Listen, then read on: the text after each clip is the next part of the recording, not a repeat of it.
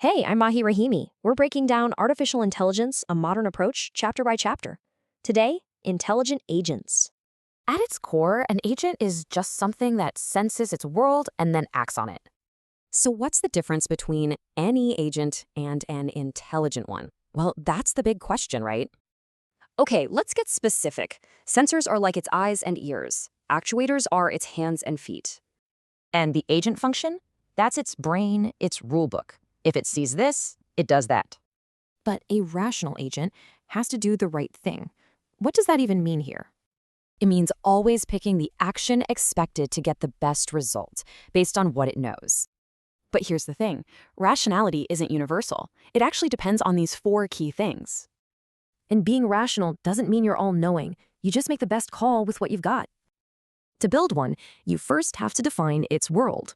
For that, we use the PASS framework. Let's take a self-driving taxi. Its PEAS would be its performance, environment, actuators, and sensors. Is its world fully observable? Nope. A taxi can't see around corners or know what other drivers are thinking.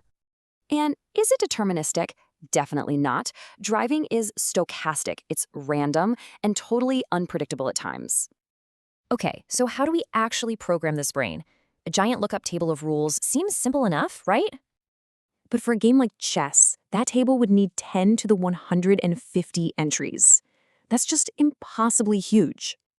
Yeah, a lookup table isn't going to work. We need smarter designs. Let's look at four basic types. First up, the simple reflex agent. It's pure instinct. If the car ahead brakes, I brake. Simple. But to deal with things it can't see, it needs a memory, an internal state. That's a model-based agent. Okay, but what if there are multiple choices? Now we give it a goal so it knows its destination. And finally, a utility-based agent. This one can weigh the pros and cons, like speed versus safety. These are all pretty powerful, but they're fixed.